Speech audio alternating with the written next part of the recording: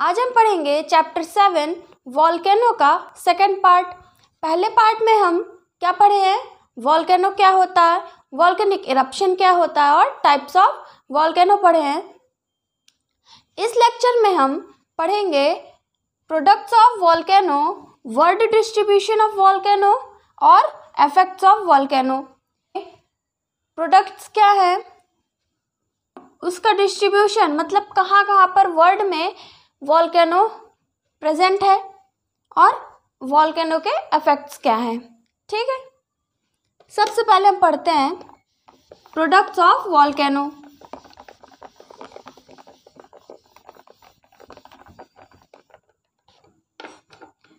Products of volcano मतलब volcano में materials क्या हैं, क्या क्या किस चीज़ से बना हुआ है या किस चीज़ क्या क्या निकल रहे हैं वॉल्केनो से। तो पहला तो है लावा निकल रहा है,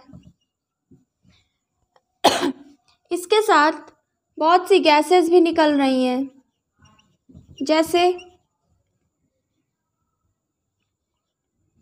हाइड्रोजन,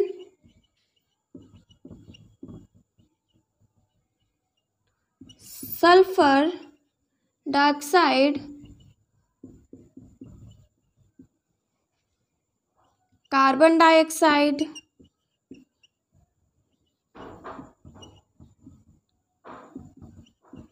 ऐसी बहुत सी गैसेस निकल रही हैं। किससे? वॉल्केनो से। ये सब प्रोडक्ट्स ही तो हैं, लावा है, गैसेस हैं और बहुत सी इनफ्लैमेबल गैसेस। इनफ्लैमेबल गैसेस मतलब जो गैसेस आसानी से जल जाती हैं, आसानी से बर्न हो जाती हैं। और ये जो इनफ्लैमेबल गैसेस हैं, ऐसी गैसेस हैं जो वॉल्केनो जब इरप्शन हुआ वॉल्केनो का तब ये बाहर आई, लेकिन वेंट के वॉल्केनो जब हीट उससे मिली उस गैसेस से तो क्या हो गई, बर्न हो गई।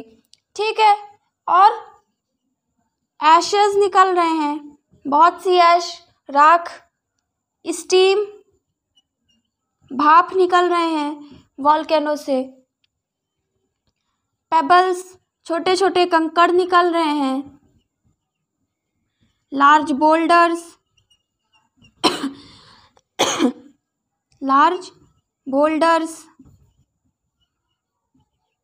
ये सब क्या है, वॉल्केनो के प्रोडक्ट्स हैं जो वॉल्केनो से निकलकर बाहर आ रहे हैं। ठीक है, ये सब क्या है, प्रोडक्ट्स हैं। वॉल्केनो से क्या निकल रहा है, लावा निकल रहा है। मैग्मा, मोल्टन मैग्मा अर्थ के सरफेस पे आया, क्या हो गया, लावा हो गया। तो क्या है, लावा है, गैसेस है, हाइड्रोजन जैसे सल्फर डाइऑक्साइड, कार्बन डाइऑक्साइड और भी बहुत सी गैसेस निकल रही हैं। इनफ्लैमेबल गैसेस भी निकल रही हैं और ऐश निकल रही, राख, स्टीम, भाप भी निकल रहा है। और क्या हो रहा है, पेबल्स, छोटे छोटे कंकड़ निकल रहे हैं। लार्ज बोल्डर्स, जब वॉल्केनिक का इरप्शन होता है तो क्या होते हैं, उसके साथ इरप्शन के साथ छोटे छोटे पार्टिकल्स टूट कर क्या बाहर निकलते हैं, वॉल्केनो से बाहर आकर अर्थ की सरफेस पर आते हैं। ठीक है, ये हमारे क्या हैं, प्रोडक्ट्स हैं। अब हम पढ़ते हैं world distribution of volcano.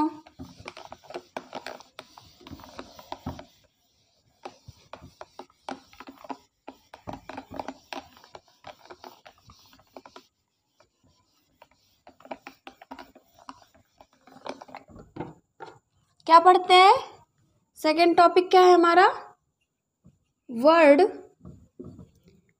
Distribution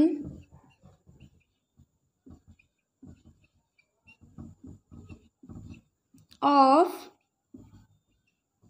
volcano. ठीक है, अब हम इसमें ये देखते हैं, ये है हमारा सेकेंड टॉपिक और इसमें world distribution of volcano, world में वॉल्केनो का डिस्ट्रीब्यूशन मतलब वॉल्केनो कहाँ कहाँ पर प्रेजेंट है। पहले तो ये देखते हैं thousands of volcano thousands of extinct volcano world में प्रेजेंट हैं। कितने? 1000 अप्रॉक्स 1000 एक्सटिंक्ट वॉल्केनो वर्ल्ड में प्रेजेंट हैं। दूसरा 500 एक्टिव वॉल्केनो प्रेजेंट हैं। पूरे वर्ल्ड में अप्रॉक्स 1000 एक्सटिंक्ट वॉल्केनो प्रेजेंट है और अप्रॉक्स 500 लगभग 500 तक क्या है? एक्टिव वॉल्केनो प्रेजेंट है। वर्ल्ड डिस्ट्रीब्यूशन में पहला हम देखते हैं सरकम पैसिफिक बेल्ट। पहला क्या है? सरकम पैसिफिक बेल्ट। ये देखते हैं सरकम पैसिफिक बेल्ट। ये जो बेल्ट है ये कहाँ पर है? पैसिफिक ओशियन के पास है। पैसिफिक ओशियन के पास है और यहाँ पर about 80% active volcano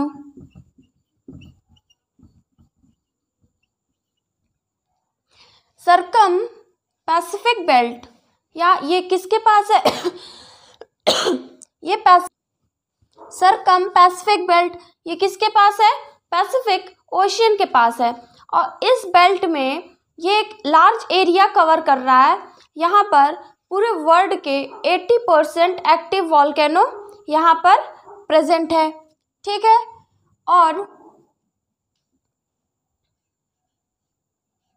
80% active volcano large area cover कर रहा है, इसलिए हम इसे पैसिफिक रिंग ऑफ फायर भी कहते हैं। सरकम पैसिफिक बेल्ट को भी हम पैसिफिक रिंग ऑफ फायर भी कहते हैं। क्यों कहते हैं? क्योंकि पैसिफिक ओशियन के पास क्या है? बहुत ही लार्ज नंबर में वॉल्केनो प्रेजेंट है और वहाँ का एरिया बहुत ज़्यादा लार्ज एरिया में कवर कर रहे हैं। इस वजह से हम उसे क्या कहते हैं? पैसिफिक रिंग ऑफ फायर भी कहते हैं। ठीक है, इसे आप नोट करना चाहते हैं पॉइंट्स तो आप नोट कर सकते हैं। अब देखते हैं इसके कुछ एग्जाम्पल्स कहाँ पर हैं।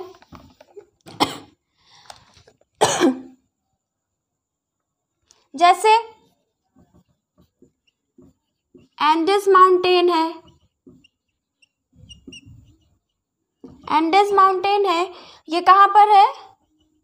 साउथ अमेरिका में। एंडेस माउंटेन कहाँ पर है? साउथ अमेरिका में है और ये सब एक्टिव वॉल्केनो है। और दूसरा है रॉकी माउंटेन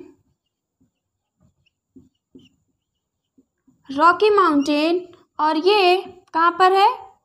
नॉर्थ अमेरिका में।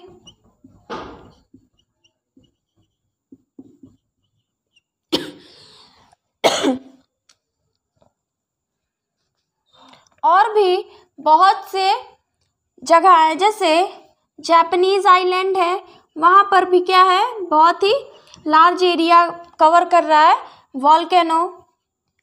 जापानीज आइलैंड है, ताइवान आइलैंड,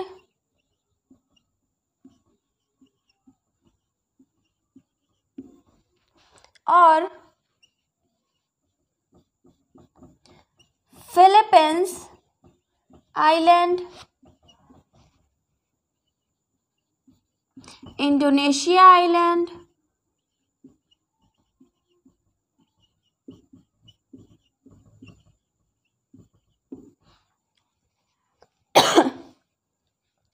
और भी जगह हैं, जैसे न्यूजीलैंड में भी प्रेजेंट है, न्यूजीलैंड एंड हवाई आइलैंड। ठीक है, ये देखिए सरकम पैसिफिक बेल्ट में कौन कौन से हैं। एंडीज माउंटेन, ये एक एक्टिव वॉल्केनो है जो कहाँ पर प्रेजेंट है, साउथ अमेरिका में। रॉकी माउंटेन कहाँ पर है, नॉर्थ अमेरिका में। और बहुत से आइलैंड ऐसे हैं जहाँ पर एक्टिव वॉल्केनो लार्ज नंबर पर हैं, जैसे जापानीज आइलैंड में है, ताइवान आइलैंड में, फिलीपींस आइलैंड में, इंडोनेशिया आइलैंड में, और मोस्ट इम्पॉर्टेंट है जैसे न्यूजीलैंड आइलैंड और हवाई आइलैंड में भी ये वॉल्केनो, एक्टिव वॉल्केनो प्रेजेंट है। कुछ इम्पॉर्टेंट वॉल्केनो हैं, उसको हम लिख देते हैं, आप याद कर लीजिएगा। ये जो पॉइंट्स हैं, ये जो नाम है, इसको भी आप कर लीजिएगा, ये बहुत इम्पॉर्टेंट है।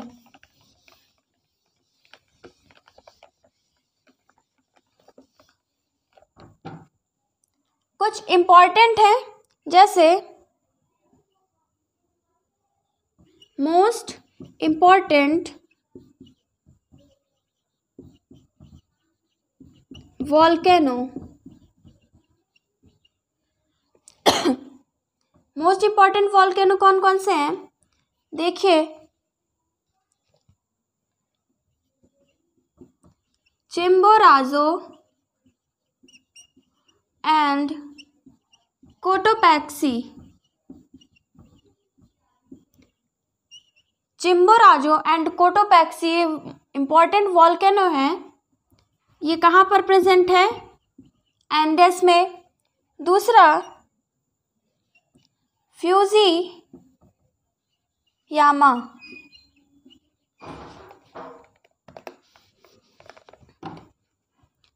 दूसरा क्या है, फ्यूजी यामा, और ये कहाँ पर प्रेजेंट है, जापान में।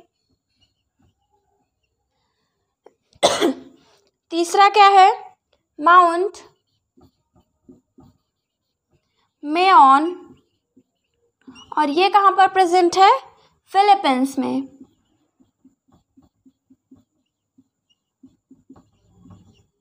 ठीक है, और ये फोर्थ है काराकोटा, काराकटोआ,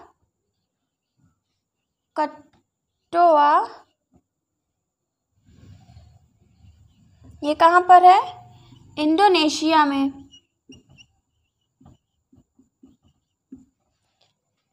इसे आप नोट कर लीजिए और याद भी कर लीजिएगा। ये कुछ इम्पॉर्टेंट वॉल्केनो हैं जो पैसिफिक बेल्ट में, सरकम पैसिफिक बेल्ट में प्रेजेंट है। कौन कौन से हैं, पहला तो चिम्बोराजो एंड कोटोपैक्सी, ये एंडेस में है। फ्यूजियामा जापान में है, माउंट मेओन फिलीपींस में है, और काराकटोआ इंडोनेशिया में है। ठीक है, ये कुछ वॉल्केनो हैं, आप इसे नोट कर सकते हैं। अब हम देखते हैं, ये तो हमारा पहला पैसिफिक, सरकम पैसिफिक बेल्ट है। दूसरा देखते हैं मेडिटेरियन बेल्ट।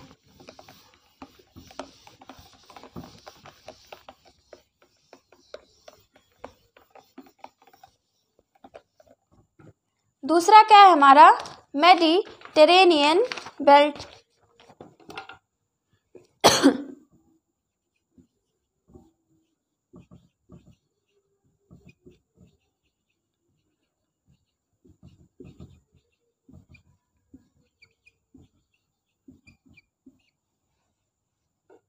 ठीक है, अब ये बेल्ट कहाँ पर है, प्रेजेंट है। मेडिटेरियन बेल्ट को हम मिडवर्ड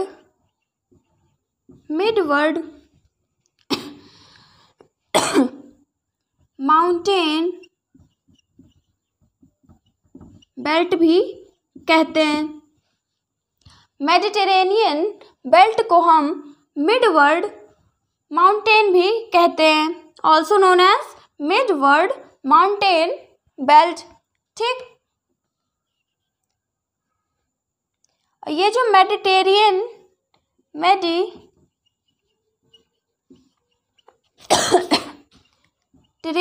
बेल्ट है, ये कहाँ तक है? हिमालय तक फैला हुआ है, हिमालय तक ये फैला। मेडिटेरेनियन बेल्ट हिमालय तक फैला हुआ है और कुछ मेजर यंगफोल्ड माउंटेन्स हैं,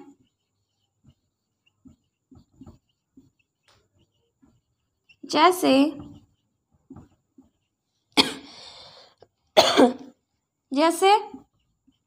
एल्पाइन एंड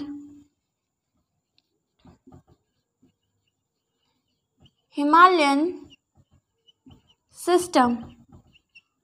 कुछ मेजर यंगफोल्ड माउंटेन्स है, जैसे अल्पाइन एंड हिमालयन सिस्टम के पास जो फोल्ड माउंटेन्स है, यंग फोल्ड माउंटेन्स, वो काफ़ी बड़े हैं और काफ़ी इम्पॉर्टेंट भी है।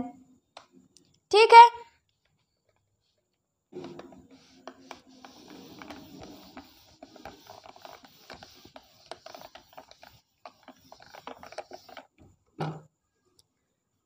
Active volcano circum Pacific belt के कंपैरिजन में, active volcano circum Pacific belt के कंपैरिजन में मेडिटेरियन बेल्ट में क्या है?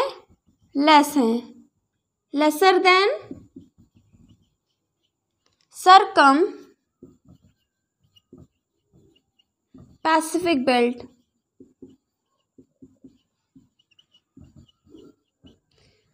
सबसे ज़्यादा एक्टिव वॉल्केनो कहाँ प्रेजेंट है? सरकम पैसिफिक बेल्ट में, और उससे काफ़ी कम कहाँ पर प्रेजेंट है? मेडिटेरेनियन बेल्ट में।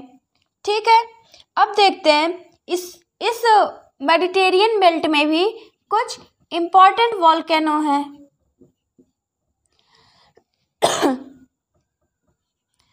इम्पॉर्टेंट वॉल्केनो, जैसे पहला है mount Vesuvius, mount इटना, mount स्ट्रैम्बोली,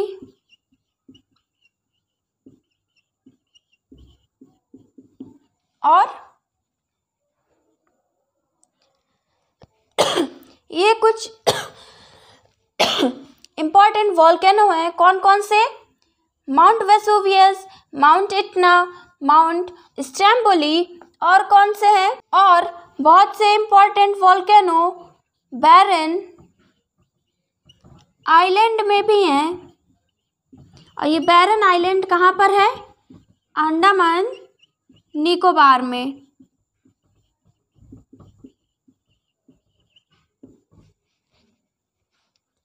Mediterranean belt में जो वॉल्केनो है, वो जो एक्टिव वॉल्केनो प्रेजेंट है, वो क्या है?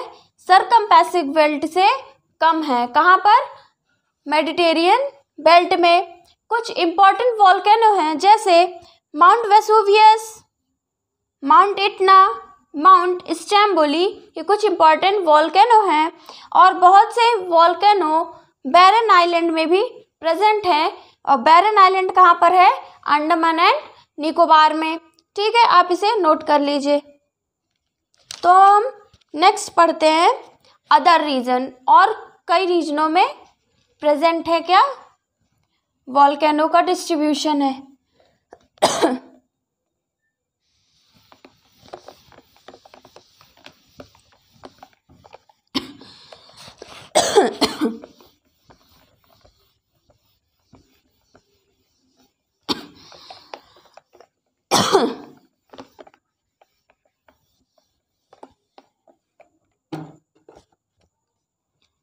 तीसरा है हमारा अदर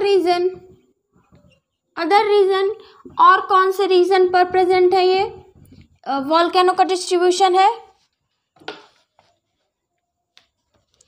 सर्कम पैसिफिक बेल्ट और मेडिटेरेनियन बेल्ट के अलावा भी बहुत से कई रीजन हैं जहां पर वॉल्केनो प्रेजेंट है। ठीक है, देखते हैं। Great African rift valley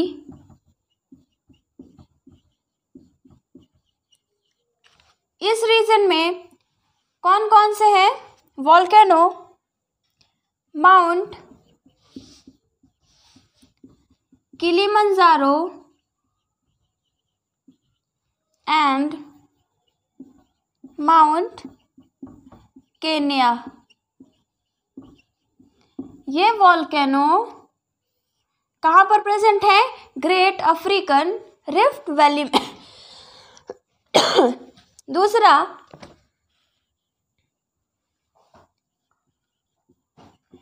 Cape Verde and canary island.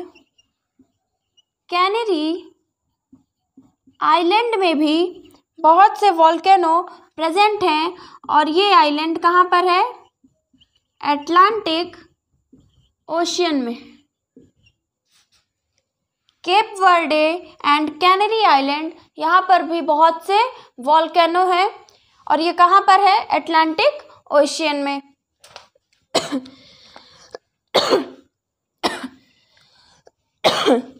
Hawaii island भी है और हवाई आइलैंड कहाँ पर है? पैसिफिक ओशियन में। हवाई आइलैंड कहाँ पर है? पैसिफिक ओशियन में।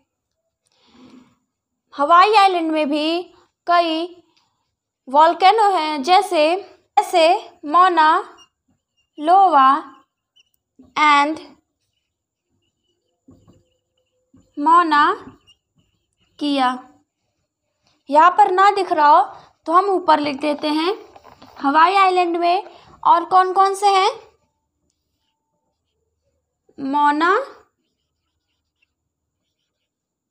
लोवा एंड मौना किया। ये क्या है? कुछ हवाई आइलैंड में ये कुछ इम्पोर्टेंट वॉल्केनोज हैं। जहाँ पर मेरे राइटिंग के वर्ड्स नहीं समझ में आ रहे हैं, वो वर्ड्स हम डिक्टेट कर रहे हैं, आप उसमें ध्यान दीजिएगा कि हम क्या बोल रहे हैं। ठीक है, ये हमारे अदर रीजन और भी कई रीजन्स में ये एक्टिव वॉल्केनोज और भी वॉल्केनोज का डिस्ट्रीब्यूशन है पूरे वर्ल्ड में।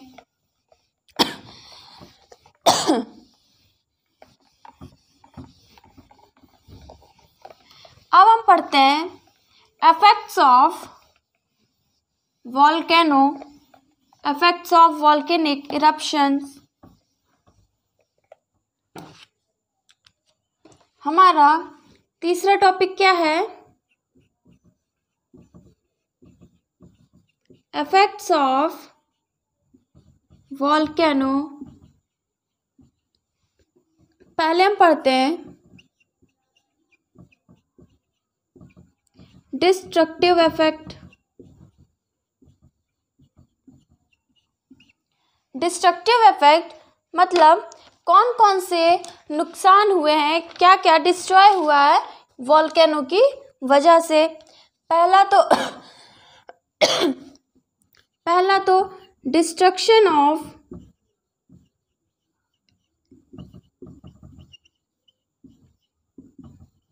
Life and property.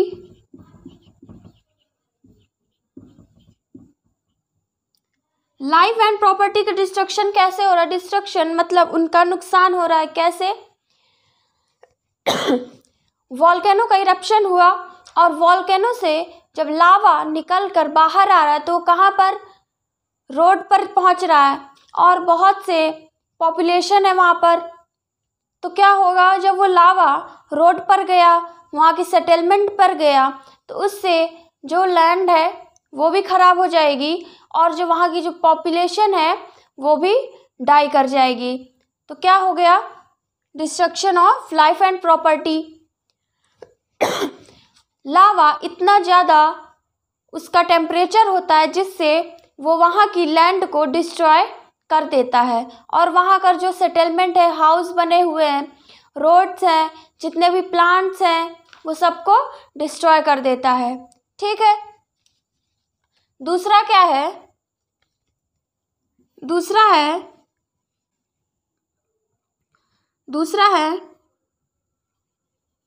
लैंडस्लाइड। दूसरा है landslide, heavy rainfall, flood, mud flow.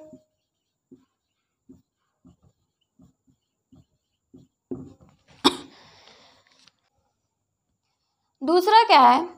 Landslide, heavy rainfall, flood, mud flows, ये सब कब आते हैं? जब वॉल्केनिक इरप्शन हुआ, वॉल्केनो का इरप्शन हुआ, तो क्या होगा? उससे बहुत सी स्टीम निकल रही है और ये स्टीम वॉल्केनो से जब ऊपर गई, सरफर एयर पर जब गई ये स्टीम, तो क्या होगा? ये क्लाउड बनेंगे और क्लाउड से हैवी रेनफॉल होगी। ठीक है। और ये स्टीम मिलकर क्या बना रहे हैं? क्लाउड्स बना रहे हैं। अब क्लाउड से जब ज़्यादा स्टीम निकल रहा है तो उससे हैवी रेनफॉल भी होगा, बहुत ज़्यादा रेनफॉल होती है जिससे वहाँ पर बाढ़ आ जाती है। लैंडस्लाइड, वहाँ के जो पहाड़ हैं, पत्थर है, वो क्या हो जाते हैं? गिर जाते हैं, पूरी जगह कीचड़ हो जाता है। ये सब क्या है? इसके डिस्ट्रक्टिव इफेक्ट्स हैं। कैसे?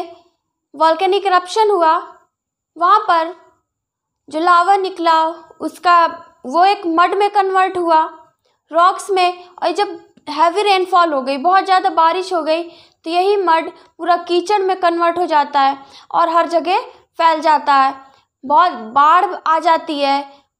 ठीक है। और ये क्या है? हमारा दूसरा डिस्ट्रक्टिव इफेक्ट है। और देखते हैं और क्या है? माउंट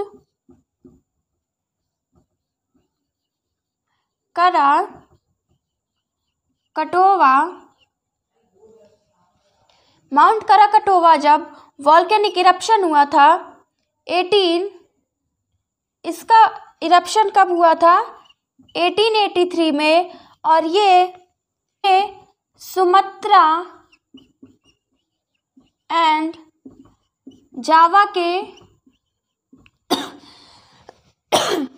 माउंट कराकटोवा 1883 में इसका इरप्शन हुआ था। ये कहाँ पर प्रेजेंट है? सुमात्रा एंड जावा के बीच में माउंट कराकटोवा है। और जब इसका इरप्शन हुआ था, इस वॉल्केनो का इरप्शन जब हुआ था, तो ऑलमोस्ट इंटायर आइलैंड डिस्ट्रॉयड।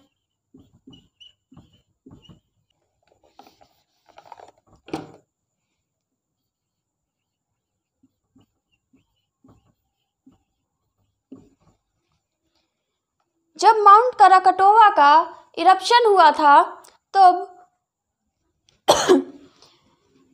वहाँ की जो आइलैंड है जहाँ पर ये इसका इरप्शन हुआ, वहाँ की आइलैंड लगभग पूरी डिस्ट्रॉय हो गई थी। ये कब इसका इरप्शन हुआ था? 1883 में। ठीक है।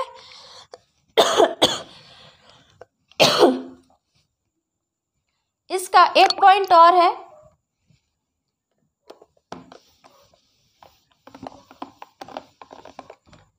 जब वॉल्केनिक का इरप्शन होता है, वॉल्केनो का इरप्शन होता है, तब बहुत सी हार्मफुल गैसेस बाहर आ रही हैं और उससे causes environmental pollution.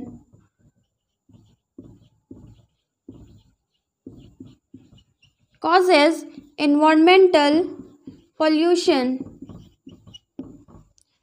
Volcanic eruption के साथ बहुत सी हार्मफुल गैसेस निकल रही हैं, जिससे जो गैसेस हैं वो हमारे इन्वायरमेंट को हार्म पहुंचा रही हैं। ये सब क्या है, इन्वायरमेंट में उसकी वजह से, ऐसी हार्मफुल गैसेस की वजह से क्या हो रहा है, पॉल्यूशन क्रिएट हो रहा है। ये कुछ डिस्ट्रक्टिव इफेक्ट है। और अब हम देखते हैं constructive effects.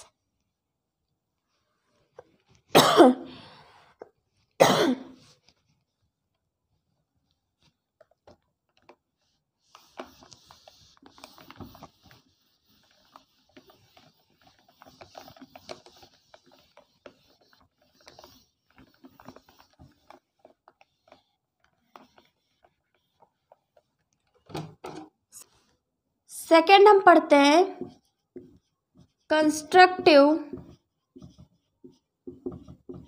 Effect. Constructive effect उससे डिस्ट्रक्टिव इफेक्ट जो डिस्ट्रॉय हो रहा है। कंस्ट्रक्टिव मतलब क्या क्या हमें उससे कुछ इम्पॉर्टेंट चीज़ें मिल रही हैं, उससे हमारे फायदे क्या हैं। जैसे सबसे पहले तो देखते हैं, तो कंस्ट्रक्टिव इफेक्ट क्या है, ब्लैक सॉइल। इंडिया में ब्लैक सॉइल काफ़ी है और ये ब्लैक सॉइल बहुत ही ज़्यादा फर्टाइल है। ब्लैक सॉइल बहुत ही ज़्यादा फर्टाइल है, जिससे शुगर केन, कॉटन, ग्रेप्स, बनाना, ये सब कुछ चीज़ें हैं, जैसे शुगर केन, कॉटन, ग्रेप्स, बनाना, ये ब्लैक सॉइल में ही होती है और इंडिया में ये सब को ब्लैक सॉइल में ग्रो किया जाता है। ब्लैक सॉइल फर्टाइल होने की वजह से शुगर केन, कॉटन, ग्रेप्स, बनाना, ऐसे और भी कई क्रॉप्स हैं, फ्रूट्स हैं, ये सब क्या वहाँ पर ग्रो किए जाते हैं। जावा इंडोनेशिया में है। Java in Indonesia and southern part of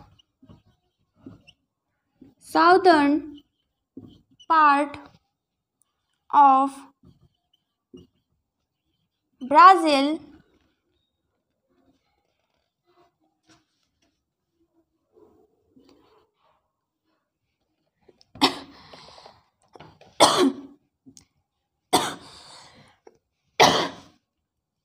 southern में ब्लैक सॉइल है। इंडोनेशिया, जावा इंडोनेशिया में है और यहाँ पर साउदर्न पार्ट और ब्राज़ील का जो साउदर्न पार्ट है वहाँ पर ब्लैक सॉइल पाई जाती है। और ब्लैक सॉइल फर्टाइल होने की वजह से इंडोनेशिया में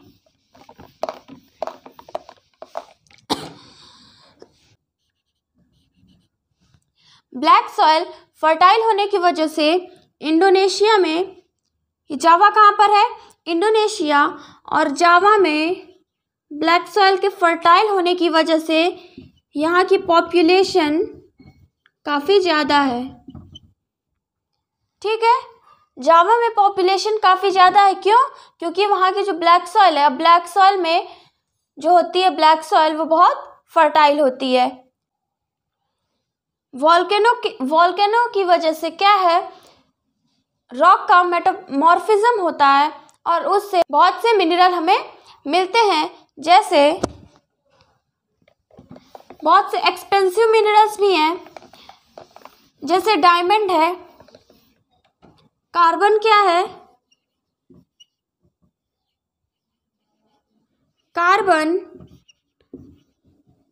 कार्बन का जब मेटामॉर्फिज्म होता है तो क्या बनता है, डायमंड। और डायमंड की माइंस कहाँ पर है,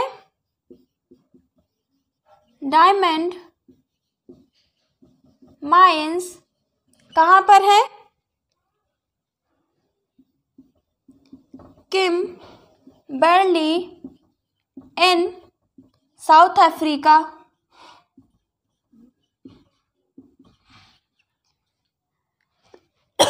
और कहाँ पर है? सडबरी, ये कहाँ पर है? कनाडा में। कार्बन क्या है? कार्बन का जब मेटामॉर्फिज्म हो रहा है तो किस में कन्वर्ट हो रहा है? डायमंड में। और ये डायमंड की माइंस कहाँ पर है? किम्बर्ले साउथ अफ्रीका में है और सडबरी ये कनाडा में है। ये कुछ माइंस है जहाँ पर काफ़ी ज़्यादा अमाउंट पर डायमंड मिलते हैं और जगह के कंपैरिजन में। और तीसरा कंस्ट्रक्टिव इफेक्ट है, तीसरा कंस्ट्रक्टिव इफेक्ट है कि स्प्रिंग्स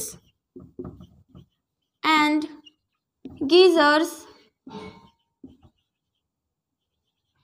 स्प्रिंग एंड गीजर्स क्या है?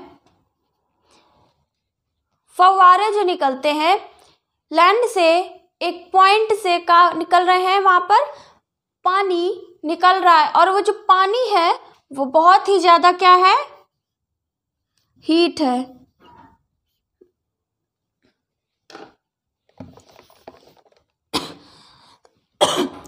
वो पानी क्या है? बहुत ही ज़्यादा हॉट है और हॉट होने की वजह से क्या निकल रहा है? स्टीम निकल रहा है। स्प्रिंग्स एंड गीजर्स क्या है? फव्वारे जो पानी निकल रहे हैं और पानी बहुत ही ज़्यादा जो निकल रहा है पानी वो बहुत ही ज़्यादा क्या है? हॉट है, बहुत ही ज़्यादा गर्म है और गर्म होने की वजह से क्या? स्टीम भी निकल रही है, भाप निकल रहा है उस पानी से। और उस पानी में क्या है? बहुत से मिनरल्स, बहुत से मिनरल्स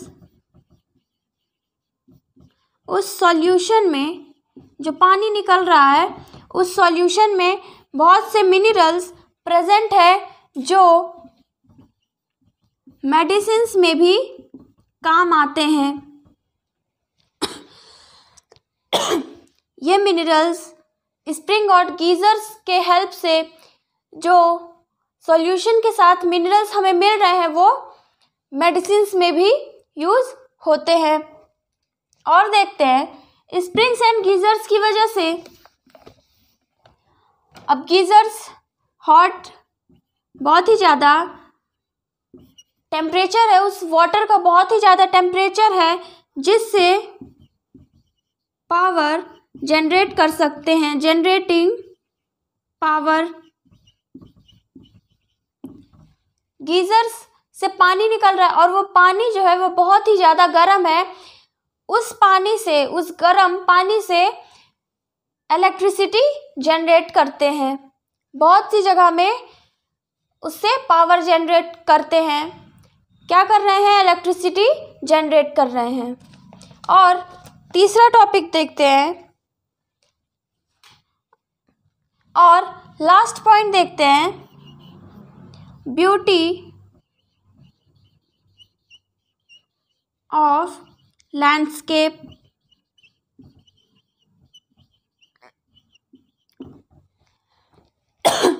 कई ऐसी जगह है जहाँ पर वॉल्केनो का इरप्शन होने की वजह से जो वहाँ की लैंडस्केप है वो क्या है? बहुत ही ज़्यादा अच्छी बन रही, बहुत ही ज़्यादा ब्यूटीफुल है। और वो क्या है? एक बहुत ही ज़्यादा ब्यूटीफुल है। जैसे ओल्ड फेथफुल, ओल्ड फेथफुल ये कहाँ पर प्रेजेंट है? Yellow stone, Yellowstone national park, Yellowstone national park ये कहाँ पर है? येलोस्टोन नेशनल पार्क कहाँ पर है? यूएसए में है। और ये जो ओल्ड फेथफुल है येलोस्टोन नेशनल पार्क में है। कहाँ पर है? यूएसए में। ये बहुत ही ज़्यादा सुंदर है और ये एक टूरिस्ट अट्रैक्शन है। टूरिस्ट अट्रैक्शन है। यहाँ पे बहुत से लोग इसे ओल्ड फेथफुल को देखने जाते हैं क्योंकि इसका जो क्योंकि ये जो वॉल्केनो का इरप्शन हुआ इसकी वजह से जो लैंडस्केप है वो बहुत ही ज़्यादा कलरफुल है और बहुत ही ज़्यादा सुंदर दिखती है। एक येलो और रेडिश कलर में ये है। इसे आप गूगल में सर्च करके देख